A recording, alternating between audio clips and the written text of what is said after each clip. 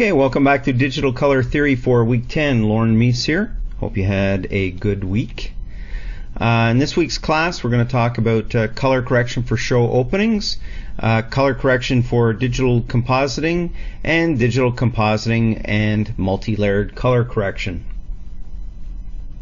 So in last week's class, we discussed luminance keying, green and blue screen keying, and for a final look, the reversal film look. So for keying, I hope we touched on some key points to identify when you first get your shots. Color correction affects many areas in the film and television industries. Companies that create opening titles are in high demand. The opening sequence is designed to visually hook the viewer who's flipping through the channels. Openings can range in looks from quite plain to very stylized, and the cost can range from a few $1,000s to over $100,000 in the case of a feature film.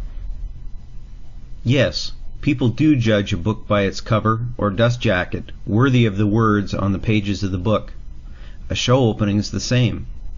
Used to grab the attention of the viewer at the top and the bottom of the hour, to gather the viewer in and get them interested in your program. In Class 2, I mentioned that colors play an important role in human life. Many colors have special qualities associated with them.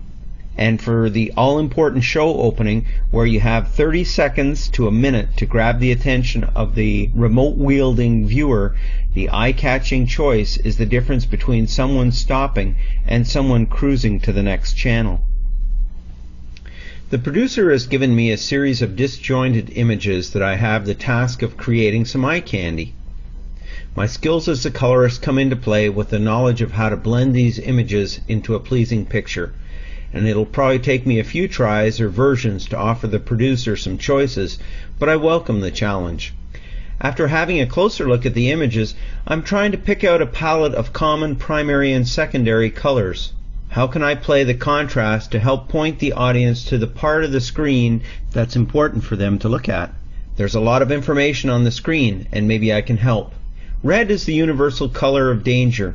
The human brain associates the color red with blood. This is a happy travel show, and I don't think this color will be much use here. I could use a warm tone, however, to help rebalance a cooler shot. Green is a restive and calm color, perhaps due to its association with greenery of the countryside. I could pick up the greens in the waterfall shot and carry this on. Blue is considered calming, restive, and safe or hopeless. It's a passive color.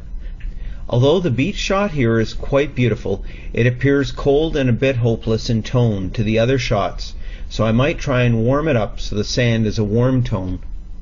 Yellow creates a welcome sunny feeling. It's the longest remembered color and most despised because it stimulates both the red and the green cone cells. It's the color most easily seen at a distance. I think that I can use this color as a key focus of attention with the native, and with the use of some color panels, tie this all together. White is seen in many cultures as a sign of purity. Nice idea, but I don't think I'll use any here. Black creates an air of sophistication and power. Black is most often used with a negative connotation. I definitely don't want to put any negative twist on this for sure. So I think I have my game plan and I can start to put this together.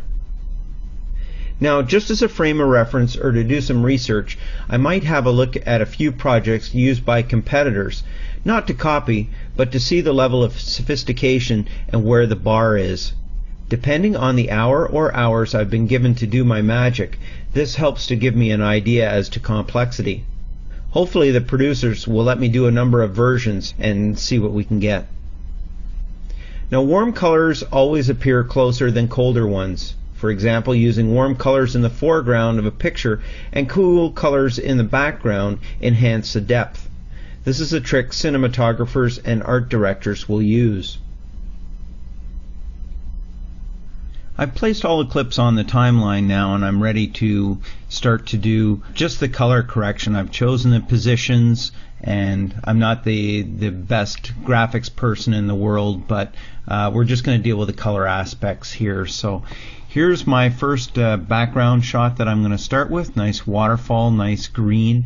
And what I've done is, if you come over here, we'll have a look at the filters that I have on. So what I've done is placed a color corrector here so I can adjust the brightness and the contrast, and then I've got a color correction filter already set for the color green. So I've already qualified the key, so I'm not going to bother showing you that, but what I can do here is just reduce the saturation down until I get it kind of a non-electric looking green. And because this is a background layer, it's the very back of the shot, what I'm going to do is add a little bit of a Gaussian blur with maybe I don't know, we can try 2 and we'll see how that goes from there.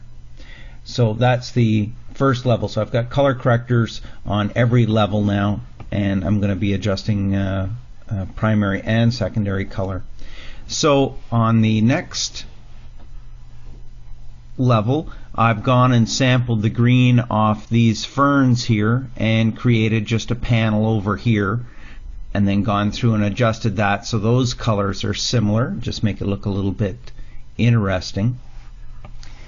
And my next layer, we talked about yellow being an in-your-face color. I've selected the native person here, primary and secondary color in there, and what I can do is I've just qualified the yellow, so I can bring the saturation of the yellow up and down, or with this color corrector, if I invert my selection, I can hold the yellow where it is and bring everything else down so it's less distracting. So your eye is pointed right at the center of the screen, you've got the bright yellow color on the center of the screen, and then you're off. Next level I have is gentleman on the right hand side. This is all starting to look good. I just find he's a little bit brown and a little bit brighter. My focus is to keep everybody in the center of the screen, so I'll go through here and click on his clip. I've got a color corrector there, so what I might do is just bring the brightness down a little bit.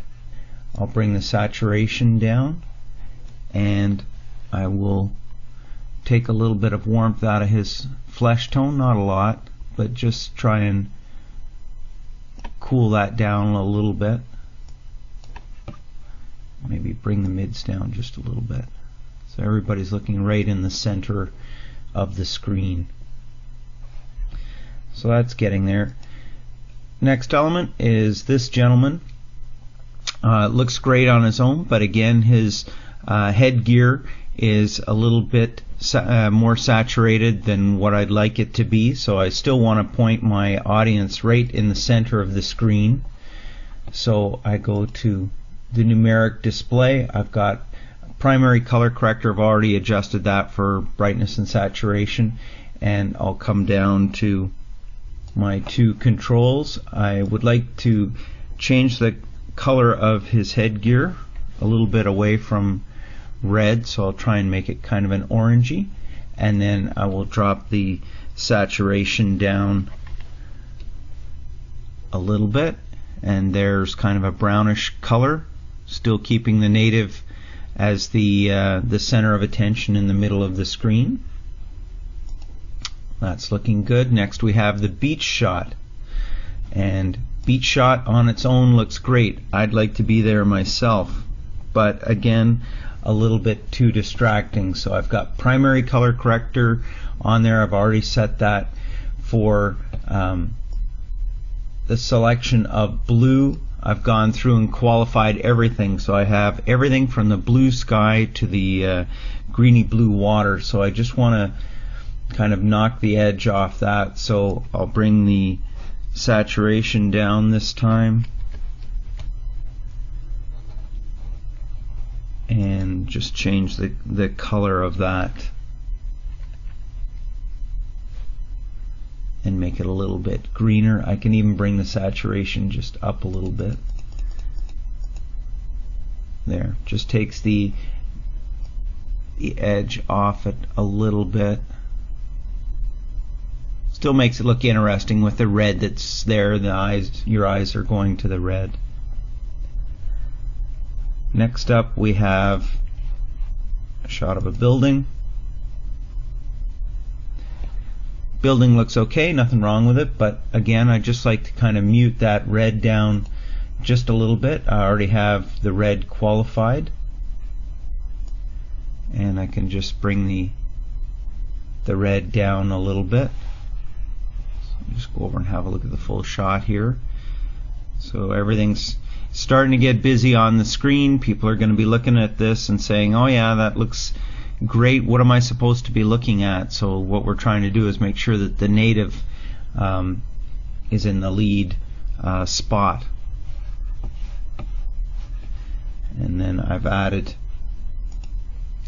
a yellow in here as well, just to try and tie things together.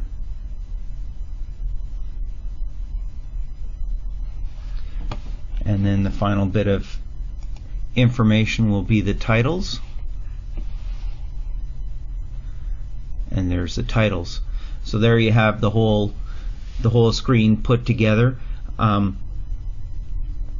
What I can say is there's a drop shadow on the graphics, people's places and things. You can see the sun's coming in from the left and causing the shadow on the right. So you could even take this out as far as putting a mask shape over the whole screen underneath the titles and making kind of a cone shaped mat and light up the screen from the left to the right just ever so slightly, so that that all kind of makes that flow together, that the whole scene is lit up from the left going to the right, and then you've got the titles on top of that. The sun hits the titles, causing the shadow on the right, and it should all tie together. But you can see that by having the yellow in the center, and it's a little bit more saturate, and you're being muted around the outside of the screen, that it's drawing the people right into the center, so you can see they're focused right at the center of the screen. That's where your titles are, and you can use the brightness and contrast. You've got these titles are white, so again, an audience's eyes are going to go to the brightest thing on the screen. That's just natural. So you've got everybody pointed into the center of the screen, but then all around the outside you've got all sorts of interesting stuff to look at, but it's not as obtrusive as it was originally. So a visual effects shot is an image that was combined to look as if it were shot that way. We have to be so mindful of this statement. You as compositors have to be a cinematographer on your own. You have to carefully analyze the image and get a sense of how light hits the object in the scene, and make sure they follow with both the foreground and the background. You really have to use your imagination and make it look realistic. Lighting. A mismatch in the direction or the quality of light in the foreground or the background will probably undermine the believability of a composite faster than anything else. Even if the viewer is not conscious of the lighting, they may feel that the image looks phony. If you're shooting blue screen foregrounds outside, shoot the background in the sunlight as well. Now, depth of field. The definition is how much of the image is in focus from the foreground to the background. More depth of field, more area behind the subject is in focus. Less depth of field, less area behind the subject is in focus. Another factor which can destroy the realism of a composite is a mismatch of focus or depth of field between the foreground and the background. Having said all that, we have two pictures to put together. Here is our foreground shot. It's from a studio. You can see the light at the top of the frame.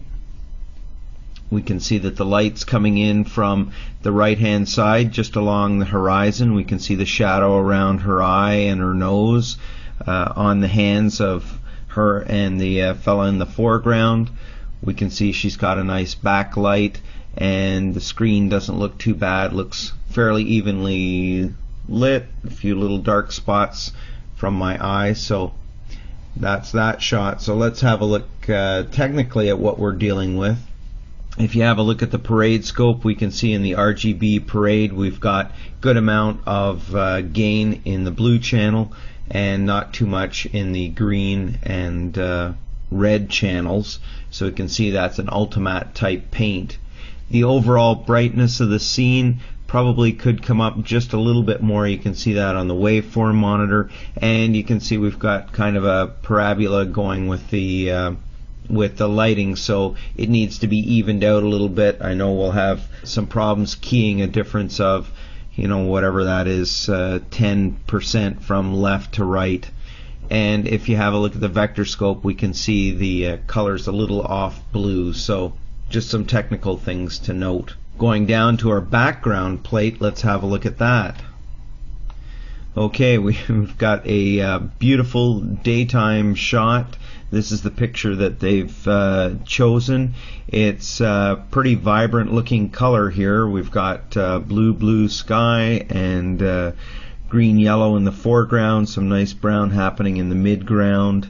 Let's have a look at the scopes here, and we are pretty bright on this, that our pixels are right up at 100, so we're losing some definition up in the sky, so our shot is just a little bit overexposed from where we need it to be. Okay, let's try putting these two shots together. Alright, here's our shot, so I'll add the chroma keyer in there, and we can see what we're dealing with, the two shots, one on top of each other. Now, as I mentioned before, and you know this better than I do about setting up a key, so I'm not going to delve too much into that. I'll just mention that I'll put a spill suppressor on to just a very narrow blue color corrector to get rid of that blue fill light. If you're in a blue screen studio and you light the subject up and you're lighting the wall up and you don't have enough separation from the foreground actress to the background, you're going to get that blue light spilling around, and that's what the spill suppressor does. So we'll add that in and we get the normal flesh tone back. You start to look at this scene now and you can see that they're two disjointed pictures. How do you get these to look as if they were shot at the same time? Well, you can make some common observations here that maybe the best thing to do is start with the background. So let's go down to the background layer. These are the filters that I'm going to add to the background, and I'll talk about these as we go along. First thing is probably do a primary color balance on this, and my first reason for doing this are a couple of photographic principles or optical principles. The further an object is away from you, the more dust particles are going to be in between you and the object you're looking at. So if you're trying to say this shot is a distance, I'm going to flatten the contrast out. This is how you tell when you're looking at a mountain range. You can see you have a number of different mountain ranges at different distances, and the way you tell which one is the furthest away is by the amount of dust or the amount of contrast in between you and that mountain range. Also, we're going to reduce the saturation on this. The further an object is away from you, the less contrast and less saturation you're going to have. So I've lowered the saturation. Also, to make this believable, I think I have to kind of do something with the sky, just bring the saturation down just a little bit, just to take the edge off it, because the focus of attention is the skydiver, not the beautiful blue background. And then I'll play around with the yellows in the grass to try and reduce those, or the greens, sorry, and a little bit on the yellow just to kind of knock that back. And because this is a background layer that I'm working on, I'm going to play with depth of field, so I might even add just a little bit of defocus or blur to that, again to point the audience looking at the foreground. So that's one clip, and we've got 1, 2, 3, 4, 5 filters on there, and we've talked about the principles of getting the background plate right. Okay, so that's what we're dealing with there. Okay, so for next layer, the foreground layer, here we're dealing with a shot that is obviously shot indoors. There's a lot of contrast in this girl, so first thing we have to do is a primary balance on this layer and try and flatten the contrast out, because if you were looking at this out in the real world, you would not have the heavy blacks that you see on the original clip of this. So what I've tried to do here is flatten the contrast out, give you more grayscale, and reduce the saturation a little bit, because you don't want a warm studio look. What we started off with was a shot that was shot under 3200 degree tungsten light in the studio. So as I mentioned before, if it's possible, if you're going to have a shot like this, you go and shoot this element outside, and then you've got, you know, your exterior background plate, which is outside, so you have a better match of the two. The lighting looks similar. That's what I've done on this shot, is to try and bring the blacks up a little bit and try and flatten that contrast out so it's getting to look more realistic. So again, these are observations that I'm making on this particular setup, but I mean, you'll have to sit down and do that with every shot that you're working on, and ask, you know, you get the two elements together, you key them up, and you know, you're not seeing any tearing on that. You're doing your magic. You want to know how to make it look realistic, you have to talk it out.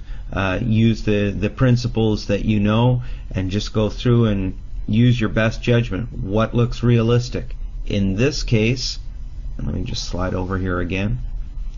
In this case, you know, understanding the depth cues with dust particles, so that you have a more desaturated background, and you're adding a little bit of blur or defocus. And then on the actress here is getting the key straight, and you know, you're better at that than I am, but understanding that you have to have less contrast. Like, I would even have less contrast, because you can see on all her belt buckles and harness and stuff like that, these are just great big black blobs. You wouldn't see that out in nature. There would be way more grayscale in that image. And again, you want to knock down the orange studio lighting, because you know, you would be a light beige outside, not so saturated in that. And then you could tie the whole thing together. Is you have to figure out where the sun is coming from, and if you look down at the trees, it's kind of hard to tell. You look at the base of the trees, the trunk of the trees, and the shadow that they're putting out. It's a little hard to say which direction the sun's coming from, but you might want to put a matte shape over the whole thing and just add, you know, a little bit of brightness, slash maybe from the left to the right as a rectangle, as a gradient rectangle, so you can see the light coming in from the right hand side going to the left, and do that on both background and foreground plates, and that would help to make it look more realistic. Since this is a class on compositing and color correction, I wanted to come back to this shot. I wasn't entirely happy with the initial version of this, because from a pure color correction point of view, I discussed it, we talked about what it needed to look like, but we didn't have all the tool set involved in putting it together into a photorealistic image. We applied overall color corrections and some masks and a little bit of keying, but I wanted to try and take that up to the next level, up to the level of compositing, and try and work back and forth with you on this. So we came back to this. I've divided this shot up into, I think it's 10 different layers, and here are all the layers, and I wanted to go over each of the layers and talk about what has been done with all of this. So here's the main background layer. This is the main layer we're going to make day for night, and then we're going to work forward, kind of bringing light back into the scene, because if I make this day for night, then everything else is going to be very, very dark, so we have to add some lighter picture elements. So that's the background layer. Next layer up is just a cutout of the roof line, And as I talked about before, light bends around objects. Just like when you stick your finger in a bowl of water, you'll see the ripples coming out from where your finger enters. Because light travels at a wave, same deal. Light comes down, hits the edge of that roof, and it's going to bend around the roof. So in order for us to key the sky out, we're going to have to deal with that little bit of area around the gutters and around the roof line to try and match the brightness level of the sky when we darken that down. Next layer is our male actor, and we will definitely have to be adjusting him to match the lighting. We don't want him to appear, right now he's very warm compared to where he's going to be once we're finished. Next layer up from that is a tiny window. I don't know if you can see it that well. Tiny window way down the courtyard, and we'll put a little light into that and lighten that up. Next layer is a light in the mid ground. After that, we have the pool of light that's going to come off that gas light, so that's going to be the backlight over his shoulder, and we're going to have to decide what color that light's going to be and make the adjustments accordingly. Next layer above that, more in the foreground, another window, and then we have some other bits and pieces. There's the cone of light from the gas light itself, so that will have to match the light, this ray of light coming off the light, and the backlight hitting the actor will all have to have the same properties. And then we have a light bulb. We have the cutout for the sky itself. Okay, and I think that's it. And then on the last layer I put the unfinished picture, so we'll have a before and after of what we need to do. So alright, I guess first thing up, I'll go to my favorites folder, and I'm going to need to put a primary color corrector on each layer.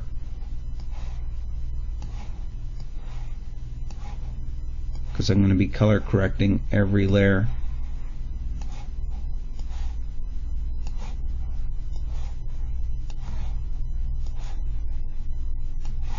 Okay. I hope that's all of them. Okay, so the first thing I'm going to do is I have my scopes turned on, and I can see the balance isn't very good. The blacks are quite green in the image. So first thing I'm going to do is adjust the blacks. Now I know I told you I set the black points first, but unfortunately if the black points aren't all balanced together, then when you bring the black points down you'll be clipping some channels and not others. So there we're balanced. Next thing I'm going to do is introduce some contrast and start to bring that down. I'm going to again make sure I'm not clipping any of the black, so I'll leave that up a little high. And as far as whites, I might leave that right there for the moment. Now my midtones here are quite magenta, so I'm going to try and balance those out a little bit more. And what I want to do is remove the red. That red wall is going to be a problem. So I'm going to try and cool this shot off and remove the saturation out of it and cool it off even more, maybe like that. Readjust my blacks a little bit more and get some nice blacks out of there. And again, I'm fighting the warmth. I've got to take the warmth out of that shot. I don't necessarily want to make it blue, but on this system I've got to reduce the red. Alright, that's starting to get there. Now next level up, there's the roof line. So I've got to do something with that. So I'm going to bring the brightness down on that, and that's just a mask, just right over where the light bends around the edge of the gutters. So I'm going to bring that down, take a little saturation out of that. That's starting to match. Next layer, our gentleman. So what I need to do here is the same story here. I've got to make him more contrasty, reduce the saturation, and he's quite warm because he's being hit with a nice warm sunlight. Try and cool him.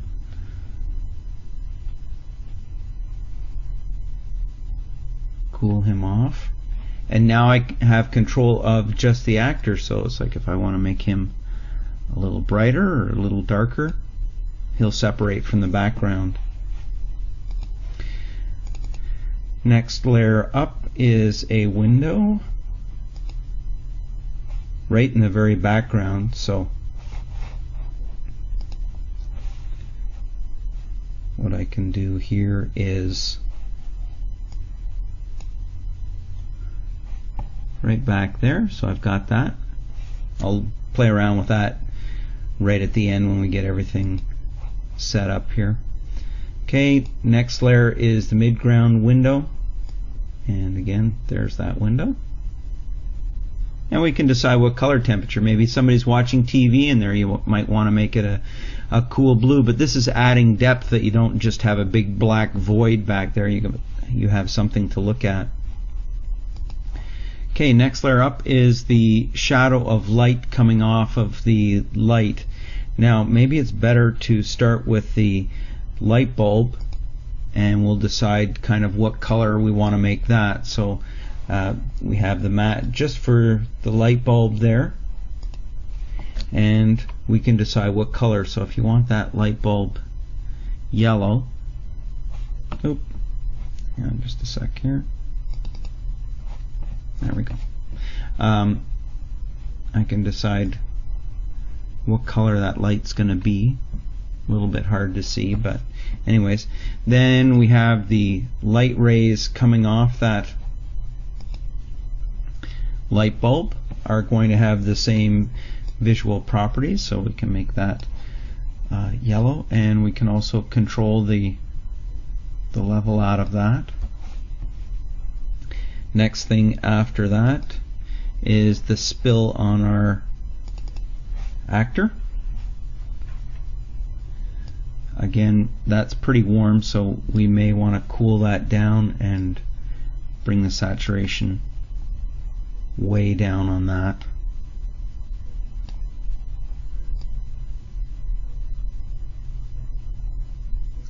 We can bring the contrast down so we just have a little bit there. And then I think we have another window. Another window in the foreground. That has a color corrector on it, and we can decide that in a minute. And then I guess the last thing is the sky. And there's just our sky. So we can come back in here and select our color corrector, and the moon's a little bright, so we might want to bring that down a little bit. Definitely desat, and maybe even bring the contrast down. Now this is 10 layers. You can keep going with this forever. I guess the big thing here is something has to be done with this wall, and another shape put around that, but maybe that's another day, or if you have your spare time, you can mat that out. And so we'll see before and after.